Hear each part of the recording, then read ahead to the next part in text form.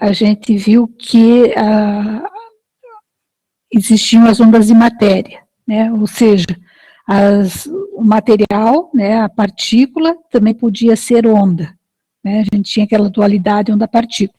Primeiro foi desenvolvida a dualidade onda-partícula a partir da radiação eletromagnética, que Einstein propôs que a onda era também partícula. Depois veio de Broglie e propôs que a partícula também era onda. Então a gente tinha essa dualidade. Por causa dessa dualidade de onda-partícula, é difícil da gente estudar as partículas microscópicas, né, como os elétrons, o movimento deles, a energia, o momento, porque a gente nunca sabe direito, devido ao princípio de Heisenberg, aonde o elétron vai estar, qual vai ser a velocidade dele, qual é a energia dele. Então, para a gente entrar no estudo da quântica, a gente vai ter que trabalhar com probabilidade. Então, é provável que o elétron tenha essa energia, é provável que ele tenha essa velocidade, é provável que ele esteja nessa posição. Tá? E para isso, a gente vai definir aqui essa função densidade de probabilidade, certo? Essa probabilidade é a probabilidade que a gente tem de encontrar a partícula entre uma distância x e um x mais um dx, tá? E ela é definida, tá, dessa forma aqui, ó, a integral em todo o espaço, de menos infinito até mais infinito, tá, de encontrar a partícula de menos infinito e mais infinito é igual a 1, certo? Px aqui é normalizado, tá, para esse número aqui ser 1. Bom? Então, para a gente encontrar o valor médio de qualquer função, ou espaço, ou energia, ou momento, tá? Basta a gente pegar a função que a gente quer determinar, certo? E multiplicar aqui pela probabilidade, densidade e probabilidade. Então, eu tenho a função, e aqui de menos infinito a mais infinito, a probabilidade, certo? A gente coloca entre brackets, dessa forma, para dizer que essa função é um valor médio ou um valor esperado, certo? Então, aqui, a gente poderia ser posição, poderia ser energia, poderia ser função momento, tá? E também a gente vai ver que a função de onda, né, que governa o movimento da partícula, tá, é uma função de onda complexa, certo? A gente vai chamar de psi. E ela é função tanto do espaço quanto do tempo. Tá? Essa função de onda que vai caracterizar o movimento da partícula, tá? E as suas derivadas, né, derivada primeira, derivada segunda, tá, em relação a x, elas são contínuas, finitas e unívocas. Tá? Esse unívocas, a gente vai ver que ele é uma condição muito importante quando a gente for trabalhar com o elétron dentro de um cristal, tá? Porque unívocas quer dizer que só existe uma única energia, tá, para um único momento do elétron, para um único X do elétron, tá, a posição do elétron. Tá? Não pode ter duas energias numa mesma posição. A gente vai ver isso mais para frente.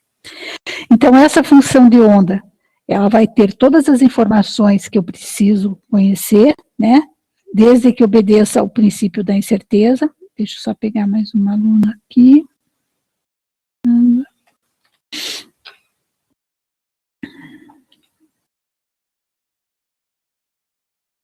Tá?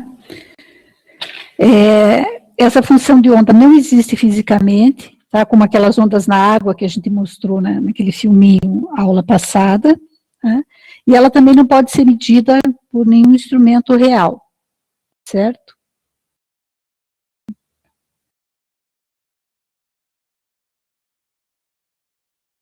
Então, se a gente for fazer uma medida, né, para determinar onde que a partícula está, e a probabilidade que é de encontrar ela entre x e x mais dx, tá certo? A gente vai usar a função densidade de probabilidade. A probabilidade de encontrar a partícula é a função de onda multiplicada pelo conjugado dela. Essa função de onda, ela é imaginária, né? A gente tem um i, né? O menos 1, raiz de menos 1, tá certo?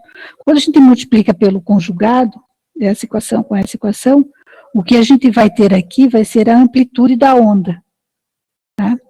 Então, quanto maior a amplitude da onda, né, maior é a probabilidade da gente encontrar a partícula. Ela pode estar em qualquer lugar, mas a probabilidade maior é na parte maior da amplitude de onda, certo? Então, esse conjugado complexo multiplicado pela função de onda me dá essa probabilidade de encontrar a partícula. Em todo o espaço, a probabilidade é igual a 1, tá?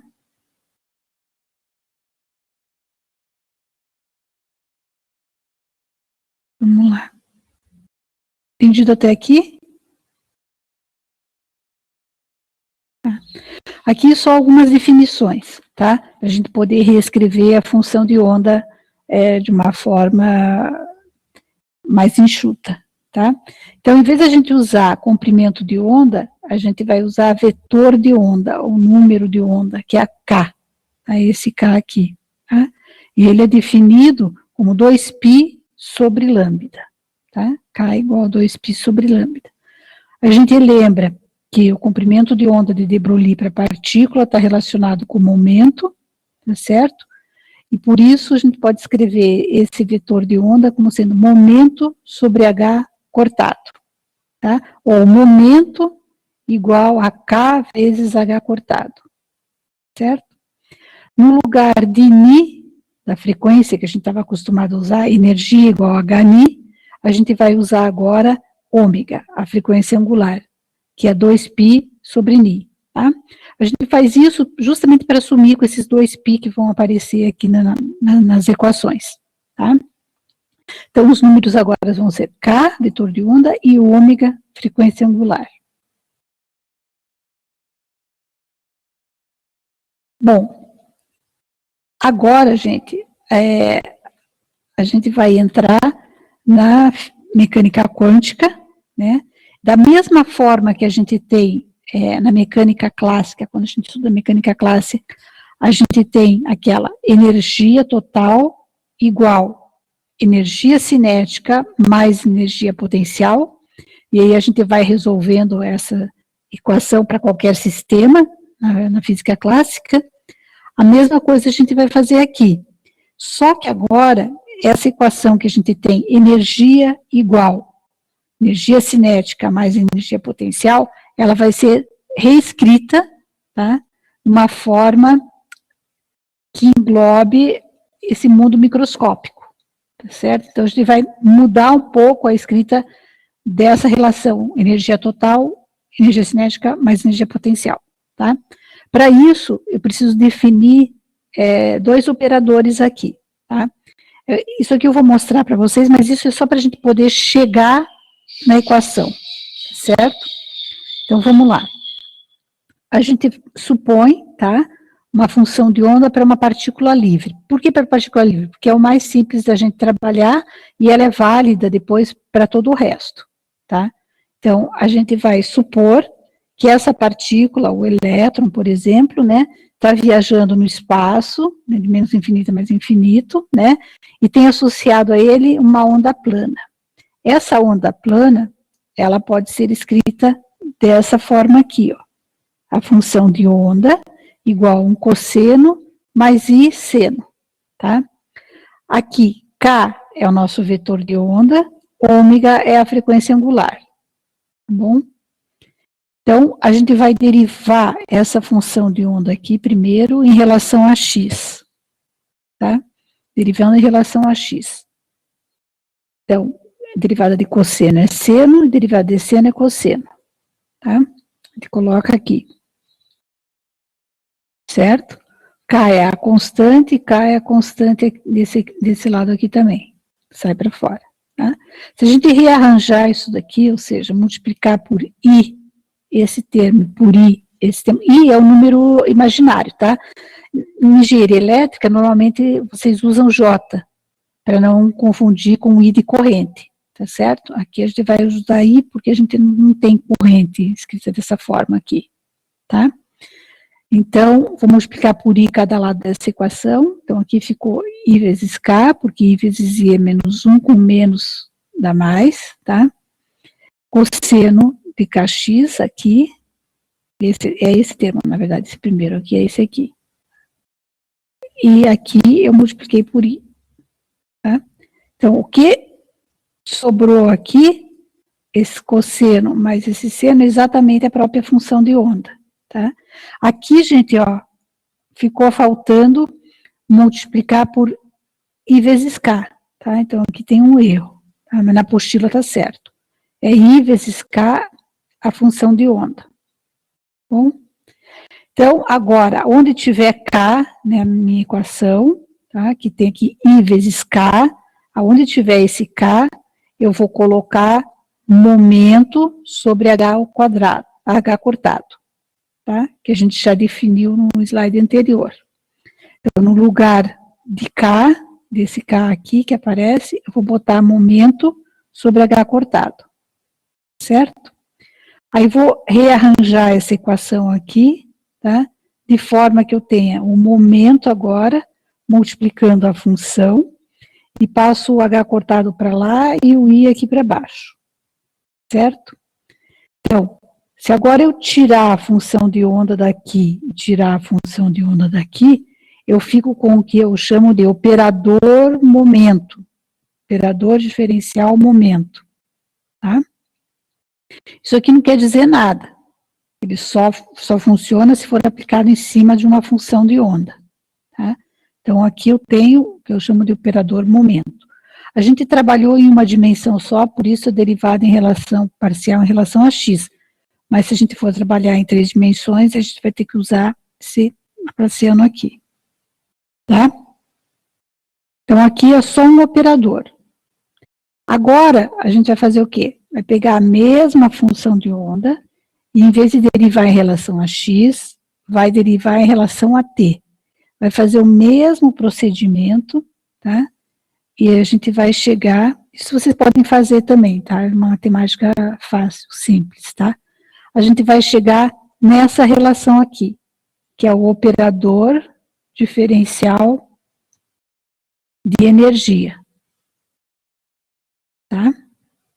Então, agora eu tenho o operador de energia e tenho o operador de momento, tá? Apesar da gente ter feito para partícula livre, essas definições aqui de operadores, elas valem para qualquer função de onda, tá? Não só para partícula livre, qualquer função de onda que você colocar aqui e aqui para trabalhar, ela vai valer, tá? Esses operadores vão valer. E aí a gente tem aqui, quando o operador, tá, é aplicado numa função y, aqui, né, e vai reproduzir uma função y que é multiplicada por um valor constante, a gente vai dizer que y, então, essa função que eu pus aqui é uma autofunção do operador, e a constante que vai aparecer aqui do lado é o seu autovalor, tá? Isso aqui vocês devem ter visto, autofunção, autovalor, devem ter visto em métodos matemáticos, ou física matemática, alguma coisa assim, tem uma disciplina que vocês aprendem isso, tá? Então, vamos lá, continuando. Entendido até aqui? Eu estou só fazendo esses operadores para a gente poder determinar a energia total do sistema.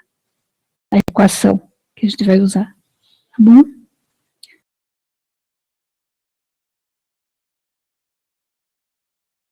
Ok. Então, vamos lá. Vamos continuar. Bom, então a gente chegou agora no que realmente interessa, tá? Que é a energia total. Então, olha lá. Energia total do sistema igual a energia cinética mais energia potencial. Isso daqui, física clássica, tá? Agora eu vou escrever essa mesma equação, tá? Para a gente poder usar na física quântica, certo? Então, só lembrando, energia cinética é igual ao momento ao quadrado divididos por 2 vezes a massa. Tá? Então, se eu substituir isso aqui e aqui no K, eu vou ficar com essa expressão aqui. E agora, o que eu vou fazer? Aonde tiver P, eu vou colocar o operador momento. Onde tiver E, eu vou colocar o operador energia, que a gente acabou de ver, certo? Então, o operador momento é elevado ao quadrado e o operador energia, não, é ele mesmo, tá? Essa equação aqui, então, ela é chamada equação para operadores, ou dos operadores. E ela não diz nada também, tá? Isso aqui, para funcionar, eu tenho que aplicar em cima de alguma função.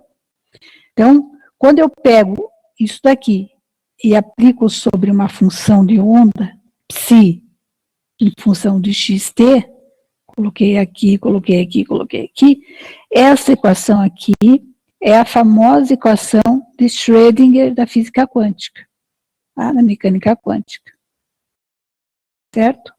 Então, essa equação é o equivalente a essa aqui na física clássica, né? Essa é a equação de energia, equação de Schrödinger na mecânica quântica, tá? Uma coisa que a gente tem que ver aqui, esse potencial, tá, que depende da posição e depende do tempo, certo? Normalmente, a gente vai usar ele só com uma dependência na posição, tá? O potencial dependente do tempo é muito difícil de encontrar, e eu realmente, confesso para vocês, eu não conheço nenhum, tá? Deve existir uma física mais complicada, um potencial dependente do tempo. Mas aqui, o que a gente vai fazer é facilitar a nossa vida, tá? E a gente vai colocar sempre o potencial dependente só da posição, tá? E apesar da gente ter definido, chegado, né, nessa equação aqui, usando o potencial para uma partícula livre, né, a gente pegou o que é uma partícula livre, função de onda plana da partícula livre, tá? Essa equação aqui é válida para qualquer valor de potencial, não só o da partícula livre, tá? Então aqui a gente pode botar os potenciais que a gente precisar para poder resolver o sistema. Tá bom? Entendido até aqui? Vamos lá.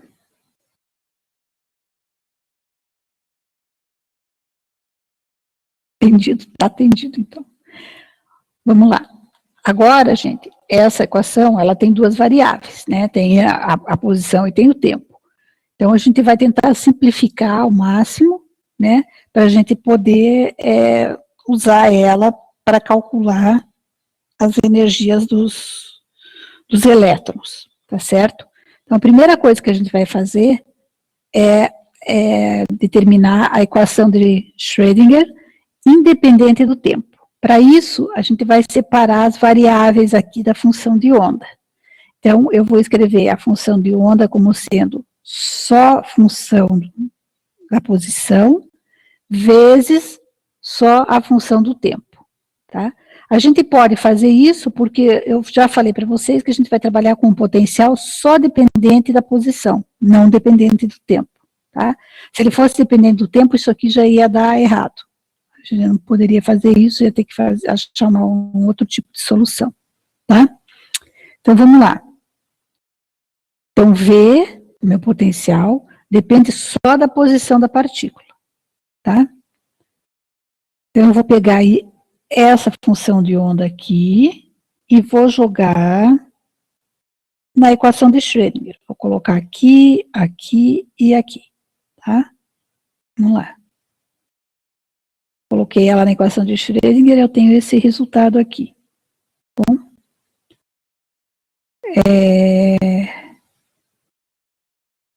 como é independente do tempo, a gente, esse lado aqui, independente do tempo, né? Então, a gente está derivando em relação a x, então isso aqui é constante e vem para fora. Mesma coisa desse lado, tá? Aqui a gente está derivando em relação ao tempo, né? Então a parte em x vai cair para fora porque é constante, tá certo? Então, separei aqui e separei aqui. Bom, então a minha equação agora ficou dessa forma aqui. E o que eu vou fazer agora é separar a parte que tem x para um lado da equação e a parte que tem tempo, dependência temporal, para o outro lado da equação, tá? Então, eu fico com esse termo aqui, que independe de t, só depende de x, e esse que independe de x, só depende de t, tá? Se eu tenho um lado, se eu tenho essa equação igualada a essa, né, e uma independe de x, outra independe de t, tá? Mas elas são iguais, é porque existe um valor igual a uma constante, que é igual a isso, que é igual a isso. Eu posso igualar, concordam? Isso é igual a isso, que deve ser igual a uma constante. Essa constante a gente vai chamar de G. Tá?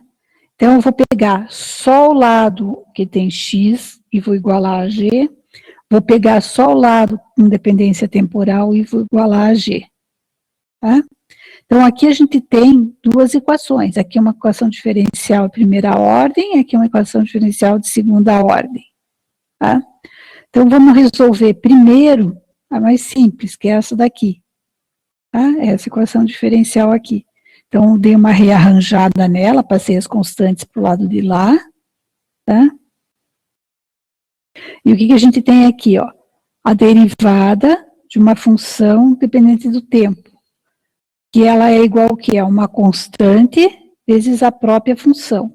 Quando isso aqui acontece, né, a gente aprende em equações diferenciais que a gente pode chutar uma solução aqui, para esse φ de t, como sendo uma solução exponencial. Tá? Então, uma solução seria essa, e na alfa t. Onde esse alfa, que aparece aqui no exponencial, é uma constante, e a gente vai precisar determinar essa constante aqui. Tá? Como que a gente faz isso? Joga essa solução aqui, resolve a equação diferencial e acha a constante, certo? Isso aqui é cálculo diferencial, vocês devem lembrar, e esse aqui é o mais simples que tem, né? Uma equação diferencial simples, tá? Bom, a gente achou o alfa, a gente vai jogar aqui no valor da exponencial. O que a gente tem que lembrar aqui, gente, é que é uma relação que é chamada relação de Euler, tá? E elevado a x pode ser escrito como cosseno de x mais i seno de x. Tá? É uma relação de Euler. Então, essa exponencial pode ser aberta em funções trigonométricas, cosseno e seno. Tá? Dessa forma aqui. Bom, então, eu peguei o alfa, joguei aqui no i, abri essa exponencial em cosseno e seno. Tá? Então, a função do tempo agora é escrita dessa forma aqui. O que a gente via? A gente tinha o que? Era cosseno de ômega t. Então, tudo isso aqui, ó, G2πh, isso aqui é ômega. Tudo isso aqui vai ser ômega. Tá? E ômega é igual a 2π. Então, eu vou chegar à conclusão, né, usando essas igualdades aqui, tá? Que meu valor constante que eu coloquei lá em cima, que aqui, esse G, nada mais é do que a energia, tá? Vocês seguiram aqui esse pensamento, como que eu cheguei aqui em G igual a E?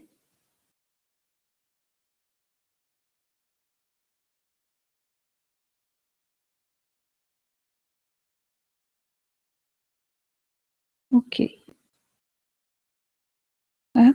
Então, agora, onde tiver G aqui, eu vou colocar E de energia. Mesma energia que a gente está trabalhando desde o início. Muito bem. Então, agora, a parte espacial, né, função de x, agora, né, fica escrita dessa forma e é independente do tempo. É a equação de Schrödinger independente do tempo. Não tem nada de tempo aqui, tá? Se eu tirar as funções de onda daqui, daqui, daqui, eu vou ficar com um operador, eu vou chamar operador energia total, hamiltoniano é o nome dele, tá? Só para constar, a gente não vai trabalhar com isso aqui. Operador energia total. Isso aqui a gente vai usar se fosse trabalhar com potenciais mais complicados, mas a gente não vai. Então, aquela função de onda que eu tinha separado entre espacial e uma função temporal, agora, ela vai poder ser escrita dessa forma aqui. Onde aqui é a função devido ao espaço espacial, função de onda no espaço, e a parte temporal. Tá? Tudo isso aqui é unidimensional, que a gente está colocando só na direção X, mas o movimento pode ser no espaço, então, em vez de X, eu posso escrever na forma vetorial agora, né, usando o vetor posição R, né, que é X, Y e Z. Tem componentes em X, Y e Z, tá? E eu posso escrever dessa forma aqui. Se eu for agora, com essa função de onda aqui, determinar a probabilidade de encontrar a partícula com essa função de onda aqui, de menos infinito a mais infinito, o que vai acontecer? A probabilidade, a gente já viu, é a multiplicação da função de onda pelo seu conjugado, né? Se eu fizer essa multiplicação aqui, tá, a parte temporal some e eu fico só com uma função de onda ao quadrado, que é basicamente a amplitude da onda, tá? Independente do tempo. Se ela é independente do tempo, eu estou num estado que a gente chama de estado estacionário, tá? Entendido até aqui?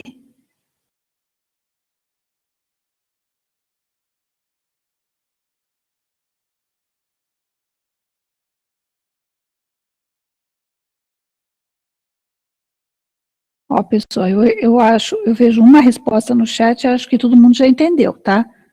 Então, vamos continuar. Bom, agora a gente vai resolver a equação. Tá? Até agora a gente estava escrevendo a equação de Schrödinger independente do tempo, que é o que a gente vai trabalhar. Então, agora o que a gente vai fazer? A gente vai pegar a equação de Schrödinger independente do tempo, tá? E vai resolver ela para valores diferentes do potencial, tá? Para valores diferentes desse potencial Vx aqui, certo? Então, vamos lá. Primeiro, e o caso mais simples, né, é o caso do elétron livre, certo? A gente fala que o elétron é livre, né, quando o potencial que está atuando sobre ele é constante. Se o potencial atuando sobre ele é constante, tá, ou a partícula está em repouso, ou ele está parado, ou ele está se movendo com um momento constante, velocidade constante, tá certo? No caso aqui, se a gente vai usar Vx igual a constante, zero é uma constante. Tá? Então, eu vou colocar zero, por quê? Porque vai facilitar a minha vida para resolver a equação de Schrödinger. Por que eu ia colocar um valor diferente aqui, só para dar mais trabalho na conta? Tá?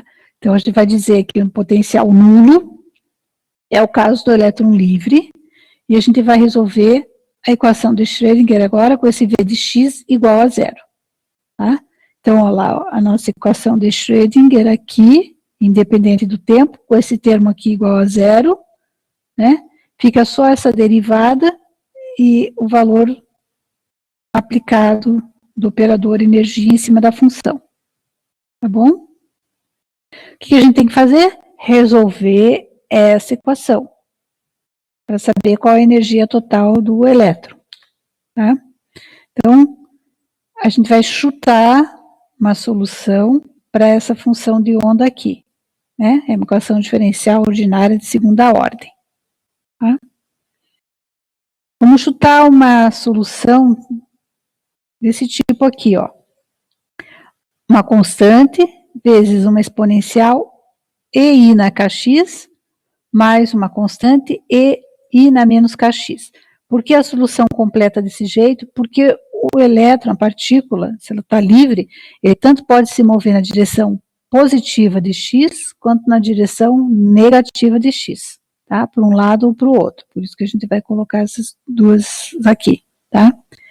A gente vai pegar isso daqui, vai jogar aqui e aqui, vai derivar duas vezes isso em relação a x, tá certo?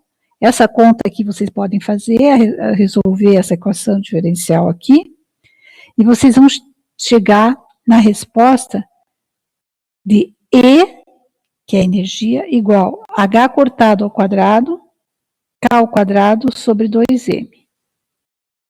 Tá?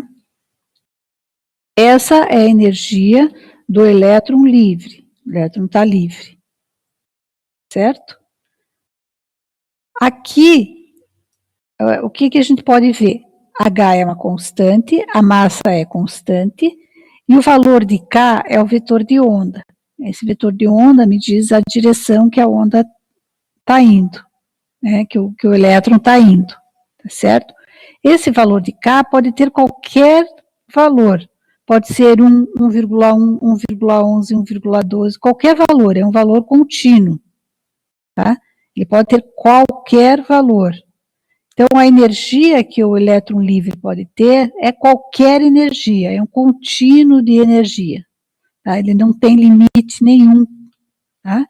Ele pode pegar qualquer tipo de energia, certo? E a função de onda, que a gente vai escrever agora, tá? Função de onda é aquela parte temporal que a gente já tinha, ômega t, que era essa daqui, vamos lá. Opa, foi muito. Né? Que era essa parte temporal, mais agora a parte espacial que a gente acabou de determinar, que é E na IKX, que é esse termo aqui, E na IKX, mais ou menos, né? Menos, mais ou menos aqui, tá? Então, essa é a função de onda agora do elétron. E isso aqui é uma função de ondas planas também, né? Porque abrindo isso aqui na relação de Euler, cosseno de Kx menos ômega t, mais I seno de Kx, I seno de Kx menos ômega t, tá? Esse termo aqui é exatamente igual à onda plana que a gente colocou. Cadê?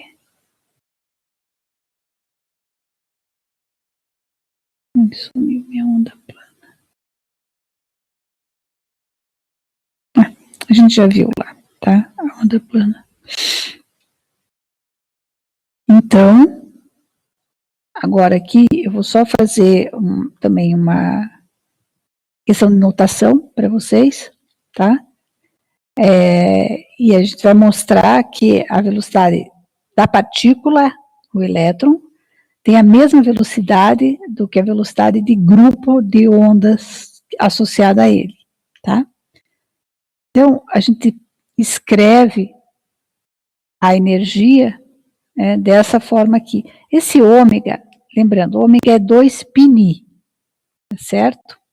Energia é Hν, tá?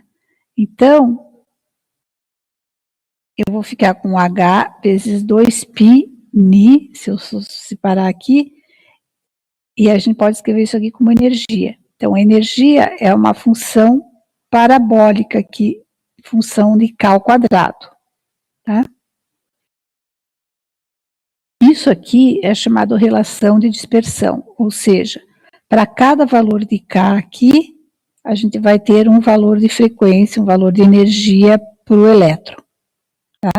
E a função, como seno ao quadrado, é uma função parabólica, certo? A gente pode determinar a velocidade, né, como dx dt, espaço sobre tempo, tá? Aqui, como é inverso, né, a gente vai ter, aqui a frequência é o inverso do tempo, então é como se o tempo estivesse embaixo. Vetor de onda é o contrário do parâmetro de Rayleigh, né, em medidas, isso aqui é medido em -1, menos a grandeza de comprimento. Então, isso daqui é exatamente a velocidade do grupo, tá? Isso aqui é dx dt, como se fosse na física clássica, dx dt, tá? Para a onda. Então, eu vou derivar agora esse ômega em relação a K aqui, Vou jogar aqui dentro. Aí eu fiquei com essa expressão aqui. Mais, tá? Momento, a gente já viu que esse H sobre 2π é H cortado. H cortado K é exatamente aquele momento que a gente definiu antes aqui. Poder trabalhar.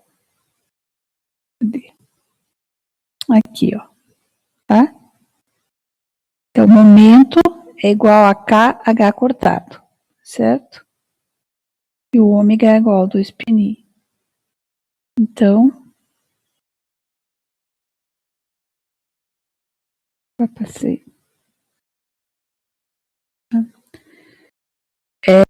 Então, substituindo o momento aqui, a gente chega à conclusão que a velocidade da partícula é igual à velocidade de grupo do pacote de ondas, tá certo? Aqui a gente tem esse pacote de ondas, né? Quando a gente faz uma transformada de Fourier aqui, no espaço de Fourier, a gente vai ficar com esse formato aqui, tá? Essa aqui é uma variação em K, aqui era em X, certo? Agora aqui a gente está no espaço de Fourier, tá? Vetor K. Lembra a rede recíproca, né? Na rede recíproca a gente tinha a parâmetro de rede A, então era X, a unidade de comprimento. E aqui a gente está com o inverso de A, que é o vetor K, tá? Certo? Vetor de onda do elétron. Então, aqui é só para mostrar, né, que esse pacotinho de onda aqui, que são as ondas associadas ao elétron, tem a mesma velocidade da partícula que se move em uma certa direção. Então, é como se tudo isso daqui, englobado, fizesse parte do elétron. Então, é a partícula e a onda, tá? É um pacote de ondas se movendo no espaço, tá? Uma partícula, né, interagindo lá com a matéria. Bom, então esse resultado que a gente teve para o elétron livre, né, se a gente tiver com X positivo, se move na direção positiva de X, e se aqui for negativo, a direção é negativa de X, tá? Em qualquer caso, tá, o momento é H cortado K. E esse momento, ele é relacionado com a energia a partir dessa equação aqui. Então, do mesmo jeito que a gente viu aqui, tá, a energia pode ter qualquer valor, é um contínuo de energia. O elétron se movendo pode pegar qualquer energia, qualquer valor de energia. E isso, tá,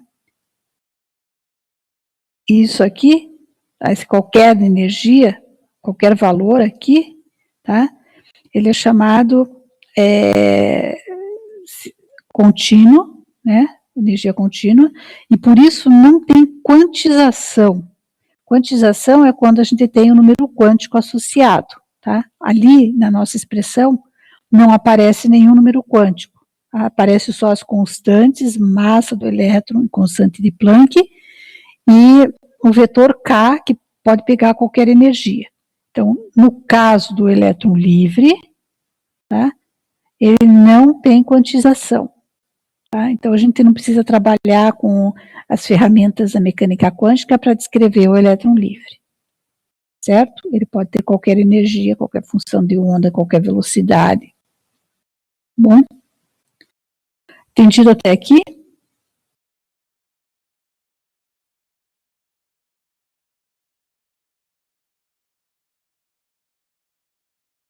Tá. Então, agora a gente vai usar um potencial um pouquinho diferente, tá? Primeiro a gente estava no potencial nulo, né, o potencial constante da partícula livre. Agora eu vou pegar esse elétron e vou colocar ele aqui dentro de uma caixa, tá, que tem as paredes dessa caixa, tá, com potencial infinito. Então, em x igual a 0, V de x é infinito, em x igual a L, V de x também é infinito. Tá? E aqui dentro, né, para x maior que 0 e menor do que L, o potencial é zero. Potencial zero era o quê? Nosso elétron livre. Tá? Então, dentro da caixa, o elétron está livre para se mover para onde ele quiser. Mas ele não pode sair da caixa, porque esses potenciais aqui são infinitos. Tá? Então, agora, se ele está aqui dentro da caixa, ele tem essa limitação, a gente vai ver quais energias ele pode ter. Tá? Ele é livre aqui dentro, mas ele está limitado na caixa. Então, isso já, essa restrição que a gente coloca aqui, é uma condição de contorno que a gente vai ter que usar para resolver a equação. Tá? No caso do elétron livre, não existia condições de contorno para ser resolvidas. Tá? Agora a gente vai ter que entrar com essas condições de contorno aqui. Então, vamos lá. Para resolver essa equação, a gente pode escrever uma solução dessa forma aqui.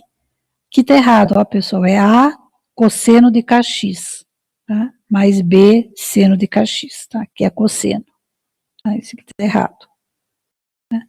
Então, eu vou chutar essa função aqui, vou jogar na equação e vou resolver. Tá?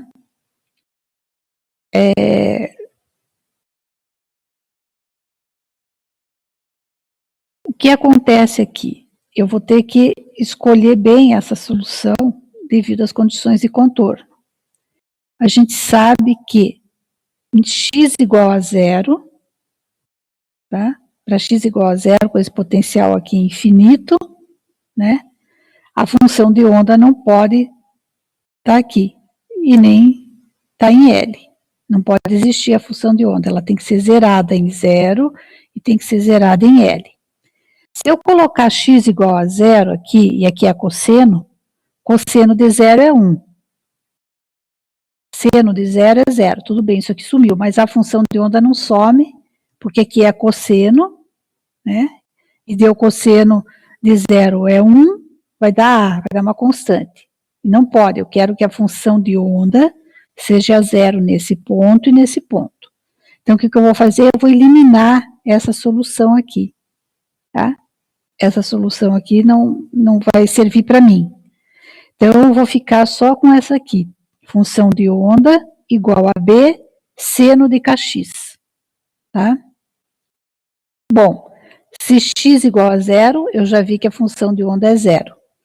Agora, para x igual a L, qual é o valor de K que eu tenho que ter, que vai zerar esse termo aqui? Tá? Então, eu preciso achar qual é o valor de K que zere o seno. Então, o valor de K para zerar o seno vai ser o quê? Um número inteiro de π, divididos por L, porque se x for igual a L, né, eu corto L com L e fico com seno de nπ. Seno de número inteiro de π é zero, tá? Então, no lugar de K, aqui, eu posso pôr 2π sobre L. Né? E aí eu pego esse resultado, jogo na equação e resolvo para E, né? A resposta vai ser esse E aqui, ó. E agora aparece esse N, que é o número quântico, que vem daqui, ó, da restrição do vetor de onda, tá? Que é um número quântico.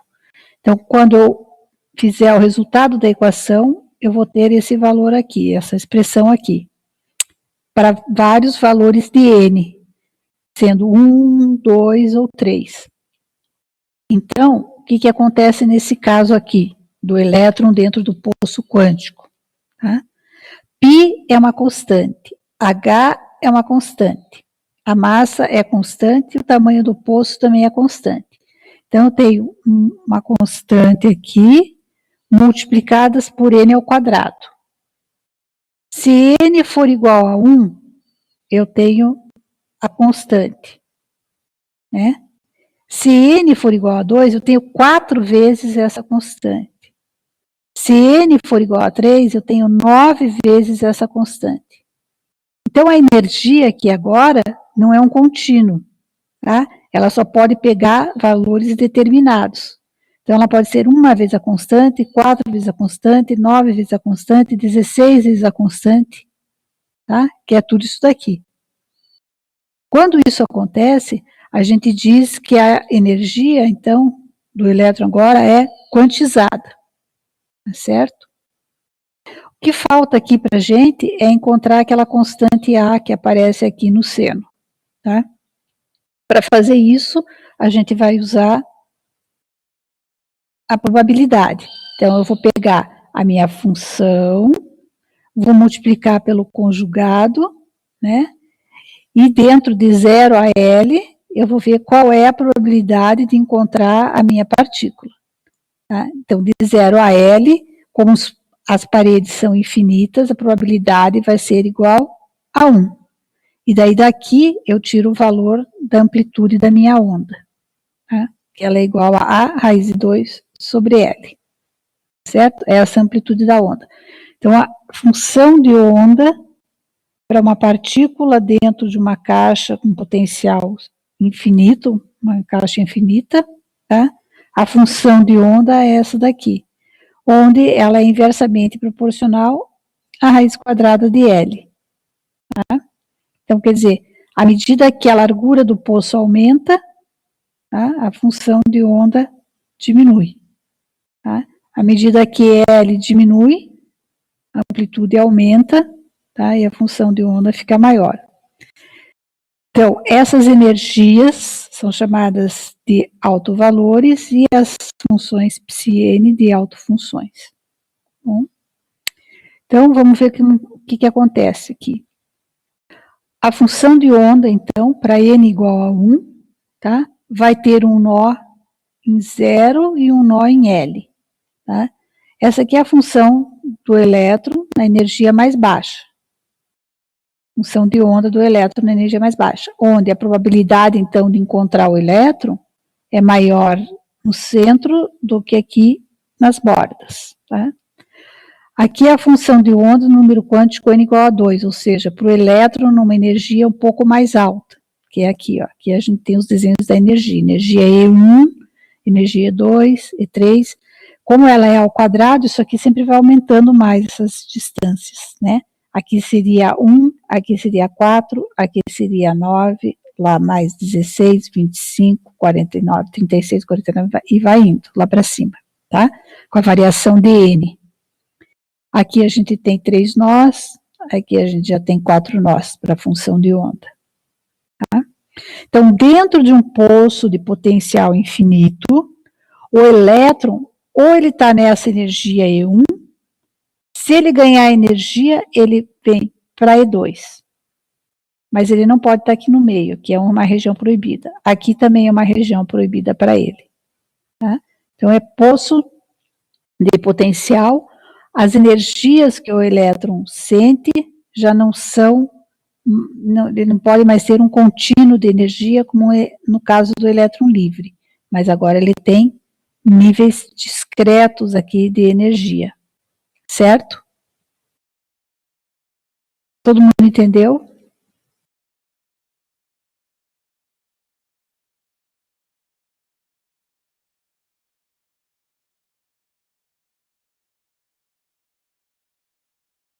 Entre o núcleo e os dois átomos.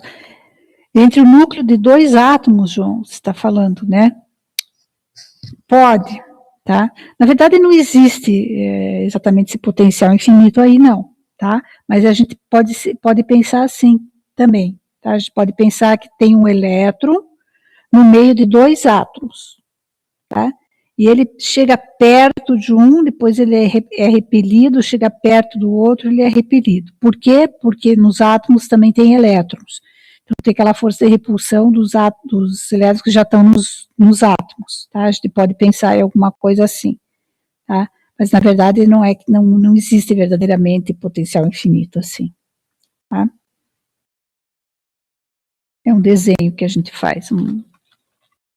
Por isso que quando a gente for estudar a quântica mais a fundo, né, a gente tem vários tipos de potenciais diferentes desse. Esse é o mais simples, aí a gente tem um potencial, o poço com potencial finito, tem um potencial do tipo degrau, tem um potencial do tipo delta, tem um potencial triangular, tem vários tipos de potenciais para serem estudados. Então, essa parte que a gente está vendo aqui é bem no comecinho ainda da física quântica, tá? A gente vai ver agora um potencial mais complicado, né? E aí eu peço para vocês terem bastante atenção aqui. Primeiro eu vou falar do túnel, depois eu vou falar do potencial periódico. Ele é mais complicadinho para entender, mas a gente precisa passar por ele, tá? Então, ó, aqui, ó, eu tenho um outro tipo de potencial, a gente não vai resolver, tá certo? Mas é um potencial infinito de um lado, tá? E um potencial finito do outro, tá? Ou seja, ele acaba aqui, esse valor aqui chama V0, tá? Tem um potencial aqui. Então, o que acontece com o elétron aqui dentro? A gente vai mudar agora, para resolver a equação de Schrödinger, as condições de contorno, né? A gente vai ter potencial infinito em x igual a zero e um potencial igual a V0 em x igual a L. Aí tem que resolver a equação de Schrödinger aí, tá? Aí quando a gente resolve a equação de Schrödinger para esse caso aqui, a gente tem alguns outros parâmetros, né? A gente tem um parâmetro que chama de transmissão, reflexão, tá? Reflexão parcial ou reflexão total, tá? Transmissão total ou transmissão parcial, e aí vai, tá? É bem mais complicado fazer esse tipo de potencial. A gente não vai resolver aqui, eu só vou mostrar para vocês. Por que eu estou mostrando isso aqui para vocês? Porque tem vários dispositivos, né, de microeletrônica que trabalham utilizando esse efeito túnel, que a gente vai ver aqui, tá? Então, o efeito túnel nada mais é do que a função de onda, que antes, no potencial infinito, era 0 e 0, e ela que me diz onde está o elétron, tá? Então, para aqui para fora o elétron não pode estar, mas como esse potencial aqui é finito, né, existe uma probabilidade diferente de 0 de que o elétron consiga passar por esse potencial e estar aqui fora, né? A maior probabilidade é que ele esteja aqui, mas nada impede que ele passe essa barreira de potencial e fique aqui fora, tá? Sem passar aqui por cima, tá? Ele não está passando aqui por cima, porque essa largura aqui, esse W, é bem estreito, tá? Então, o que acontece é que ele pode tunelar, ele passa por dentro da barreira e sai lá do outro lado, tá? Isso aqui é chamado de efeito túnel, tá bom?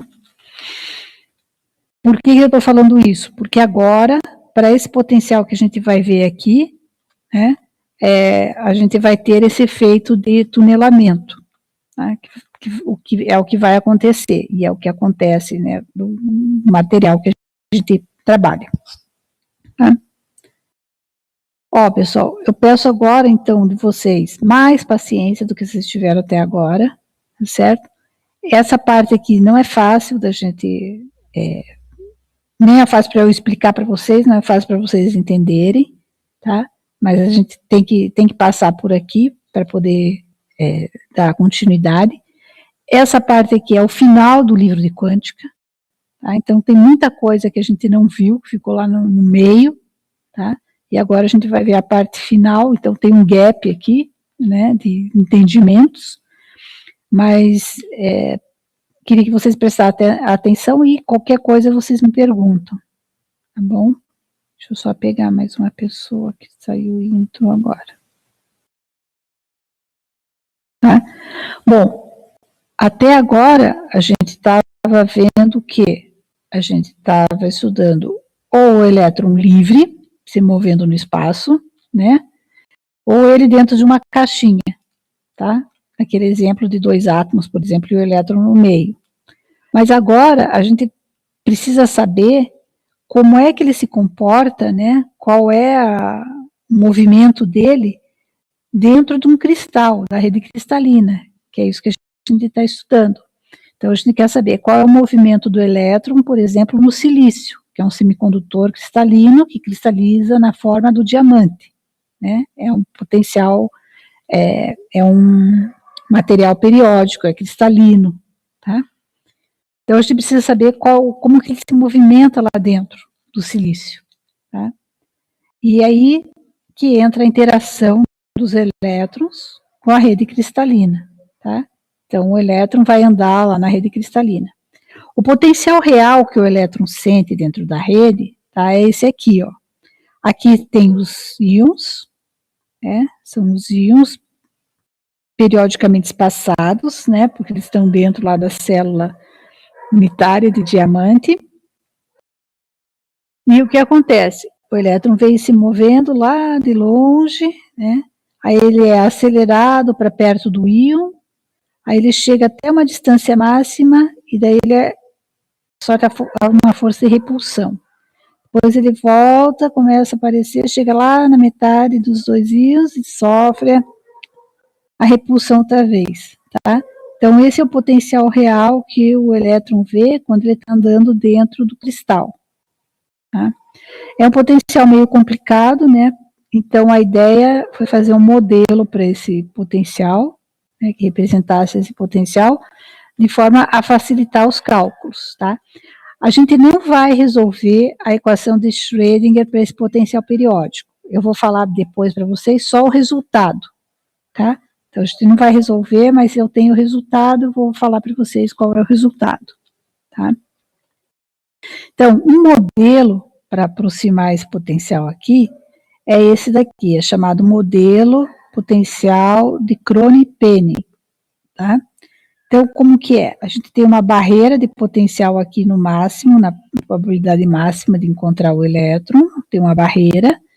Aí aqui dentro, quando ele é repelido, né, de ficar longe do íon, tem um poço, aí tem uma barreira, aí aparece um poço, uma barreira e assim vai. A distância entre os poços é A, tá? Entre a metade de um poço e outro. A distância entre as barreiras é L, tá? E a largura da barreira é essa diferença entre A e L, tá? Que é chamado de B aqui nesse caso, certo?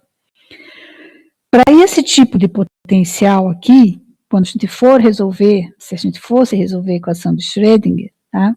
A gente teria que usar uma função de onda agora, onde a amplitude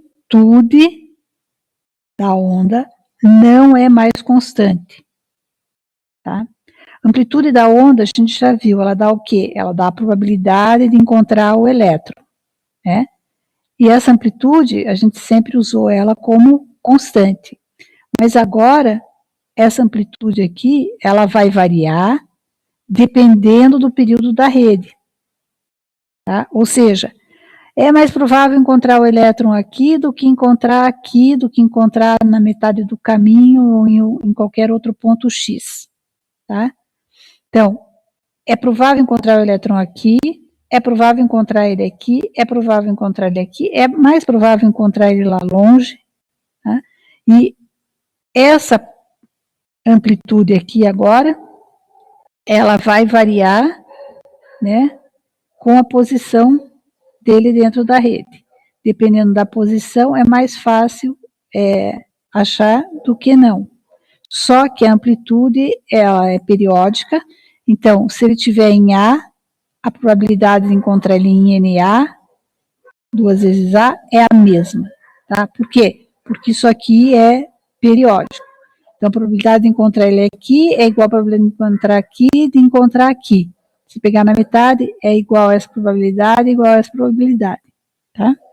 Então, o efeito da periodicidade da rede é modular a amplitude da onda, tá? Entendido até aqui? Essa exponencial, então, da função de onda, tá? Ela vai descrever o elétron, né? Ou uma onda, andando na direção positiva de x, se o valor de K for maior do que zero. E no lado negativo de X, se o valor de K for menor que zero. Tá? Vamos lá. A gente acabou de ver, né, que para um poço isolado, um poço de potencial isolado, a gente tinha níveis discretos de energia, né? Era energia E1, E2, E3, E4, e aí ia para cima, tá? Níveis discretos de energia. Só para um poço desse aqui infinito, por exemplo, né? A gente acabou de ver. Bom, agora,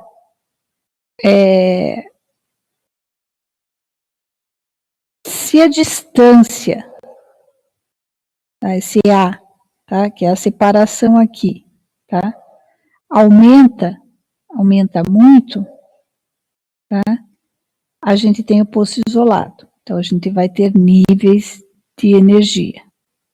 Se esse A aqui fica menor, ou seja, esses poços aqui ficam todos muito próximos, certo?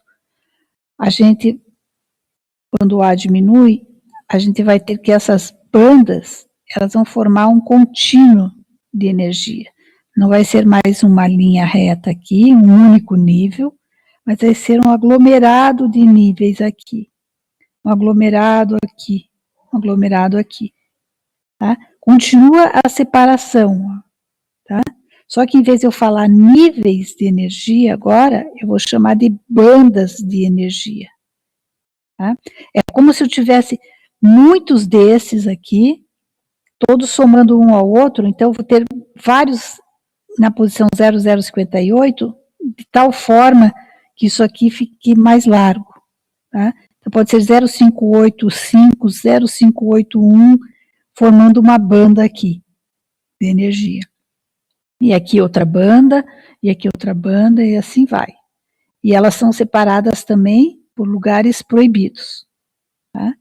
Nas bandas de energia, os elétrons podem ocupar qualquer posição dentro da banda. Aqui ele só pode ter essa energia ou essa ou essa. Aqui nessa banda, por exemplo, ele pode estar no fundo da banda, pode estar no topo da banda, pode estar no meio da banda, tá? Que são energias permitidas aqui para ele. Tá? Normalmente ele vai ficar sempre no fundo da banda porque é a menor energia da banda. Ele sempre vai tender a ficar na menor energia. A menos que os estados estejam todos ocupados, aí ele vai ter que ficar aqui em cima. Tá? Bom, pessoal, o principal aqui desse modelo é que a gente saiu de um regime discreto com energias para um regime discreto com bandas de energia. Tá? Vamos lá.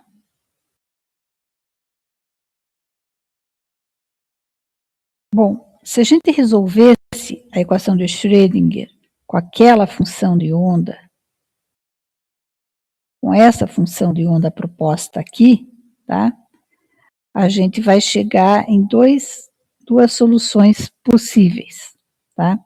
Uma delas, tá, seria na forma de ondas senoidais, e essa solução é que dá origem a bandas permitidas, que são essas aqui cinza, tá? E uma outra de exponenciais decrescentes, né, que vão sumindo, que dão origem a essas bandas proibidas. Tá? Então, o valor de K, quando eu jogo nesse resultado aqui, tá, vai dizer que não é possível ter nenhuma energia, nenhum elétron nessas posições aqui em branco. Tá? E aí, ó, as soluções, elas têm alguns intervalos de energia, né, que são válidas, que são essas bandas permitidas.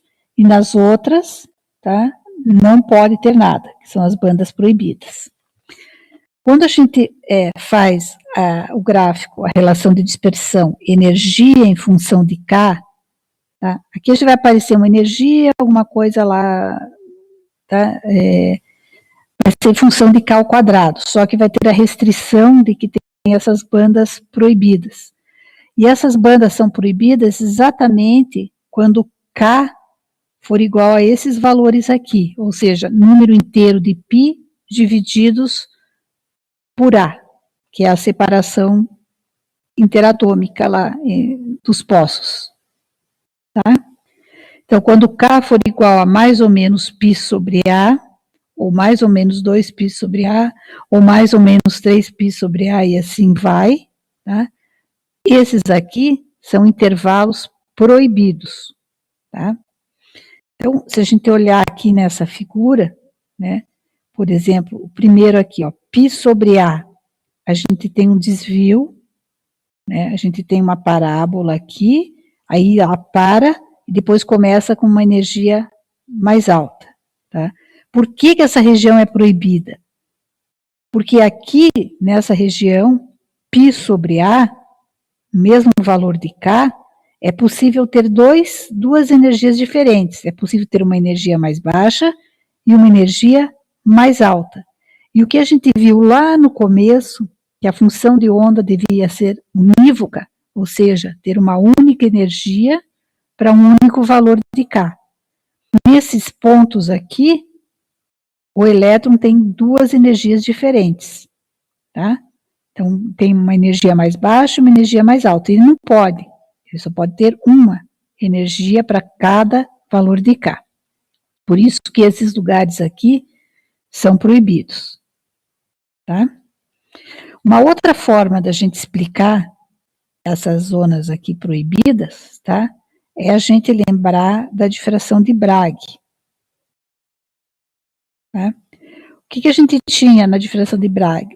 A gente tinha planos aqui, né? Eram planos paralelos, a gente jogava o raio-x, né? E tinha uma difração, né? Como a gente já viu que o elétron também é uma onda, ele também pode ser difratado, tá? Pode ocorrer o efeito de difração de elétrons, tá? Ou refração, reflexão, todos esses mecanismos que acontecem para a onda, tá certo?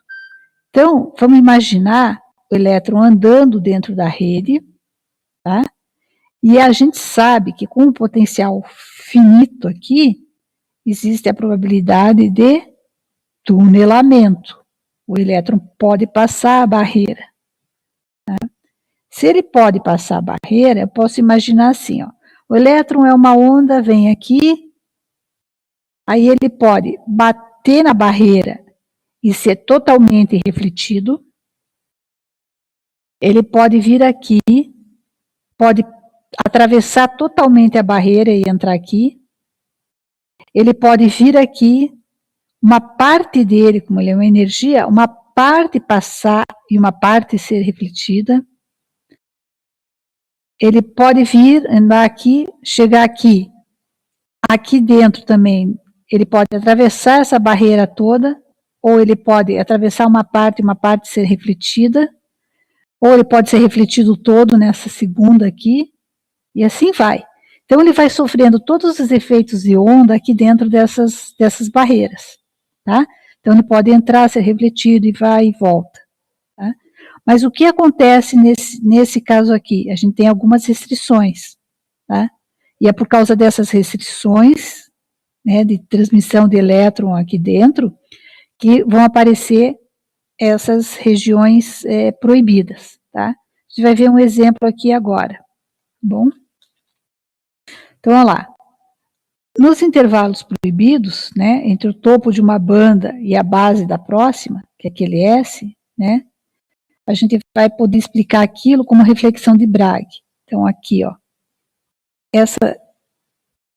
esse S que aparece aqui, esses dois valores aqui, que são proibidos, tá? Um valor máximo e um valor mínimo, máximo e mínimo de energia para um dado valor de K, tá?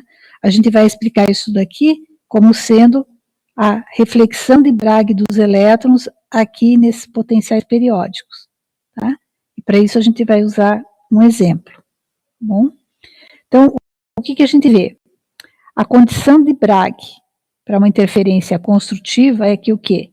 A diferença de caminho seja igual ao número inteiro de comprimento de ondas, tá? A gente já viu que o comprimento de onda pode ser escrito como 2π sobre K, então, lambda 2π sobre K, vou colocar K aqui, passo K para o outro lado, e eu vou ter que K é mais ou menos π sobre A, mais ou menos 2π sobre A, mais ou menos 3π sobre A. Então, nesses pontos aqui, a interferência é construtiva, tá? Ou seja, o elétron bate lá e volta em fase e tem uma interferência construtiva. Mas isso é um problema, tá? Então, vamos ver aqui o que acontece. No exemplo aqui. Vamos supor que eu tenho um elétron, né? A gente vai colocar amplitude unitária para facilitar, né? Ele está se movendo na direção positiva de x, com um vetor de onda igual a π sobre A. Né? Então, a função aqui, ela pode ser escrita dessa forma. A onda que vai ser refletida, né, o elétron que vai ser refletido, também com uma amplitude unitária, tá? Só que agora no sentido contrário, né? Um valor de K contrário, valor de x negativo. Tá? Então, tem uma onda indo para lá, uma onda indo para cá. Eu posso somar essas duas ondas aqui, né, para formar a autofunção total. Tá? As duas são soluções, né, eu posso fazer isso. E um jeito de eu fazer essa autofunção total é ou somando as duas, ou fazendo a diferença entre as duas. Então, eu tenho uma função de onda que pode ser escrita como a soma das ondas, e uma função de onda que pode ser escrita como a diferença entre elas. Tá? O que acontece aqui? Tá? Nesse primeiro caso, né, se a gente abrir isso daqui usando a relação de Euler, escrever cosseno e seno e seno, a gente vai ver que para esse caso aqui, a função de onda, tá, ela é proporcional a um cosseno. Tá? Porque aqui vai ficar cosseno de kx mais i seno de kx. Aqui é cosseno de kx menos i seno de kx. Aí o seno cai fora, fica só o cosseno. Então, nesse caso, ela é proporcional ao cosseno. Esse outro caso aqui é o contrário, tá? Ela vai ser proporcional ao seno. Então, se eu fizer, multiplicar pelo conjugado aqui, eu vou ter uma amplitude máxima, tá? Dessa onda em x igual a 0, x igual a A, x igual a 2A. Se eu fizer a probabilidade por seno, tá? Aonde o cosseno é máximo, o seno é 0. Então, o seno vai ser 0 nos mesmos pontos que é máximo. Então, nesse caso aqui, uma única função de onda, ela pode ter máximo ou pode ter mínimo para um mesmo valor de x. E o que a gente viu? A gente viu que a função de onda tinha que ser unívoca, ou seja, é uma única função de onda, um único x. E aqui a gente está tendo duas. Então, o que acontece? Não pode existir essa interferência construtiva de ondas quando o elétron é difratado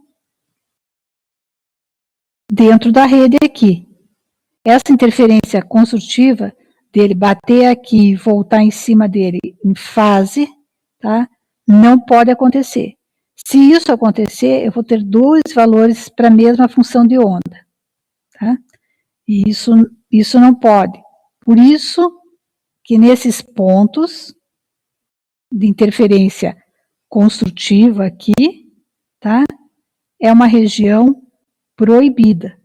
Então, nesses pontos aqui, que a região seria uma interferência construtiva do movimento de elétrons dentro da rede, não pode acontecer, ó. Porque para o mesmo valor, eu tenho dois valores de energia diferentes, duas funções de onda diferentes para o mesmo valor de K. E isso não pode. Tá?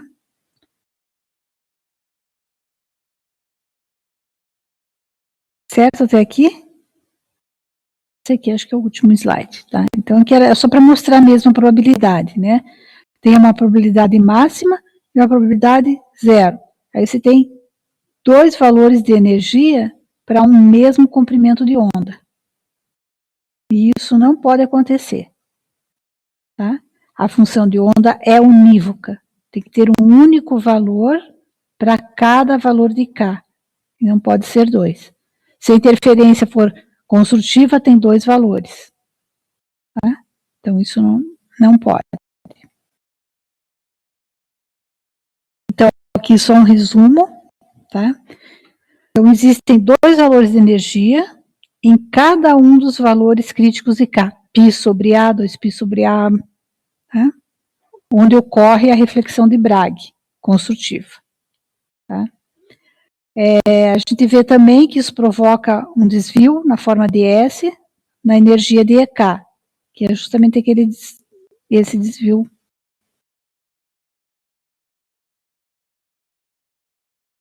Opa, passei.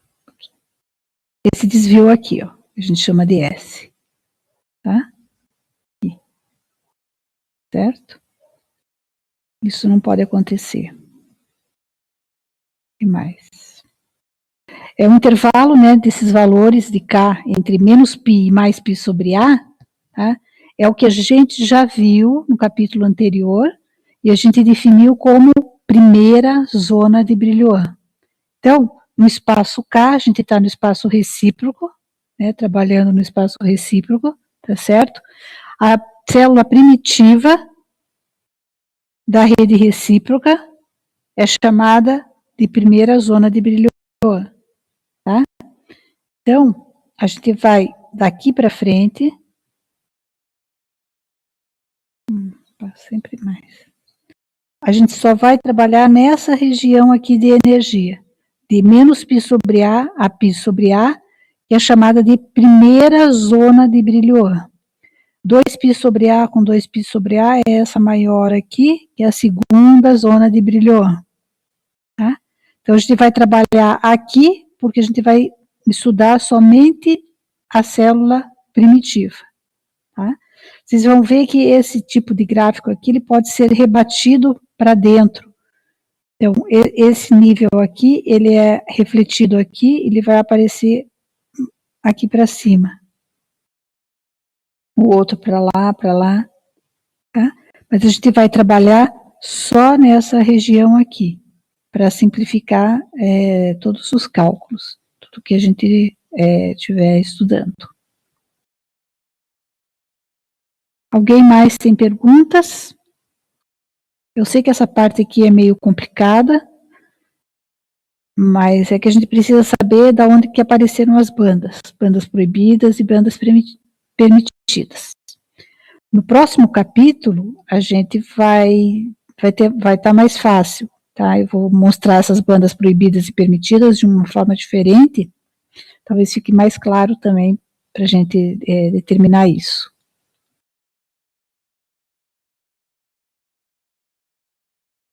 Espero que sim, né?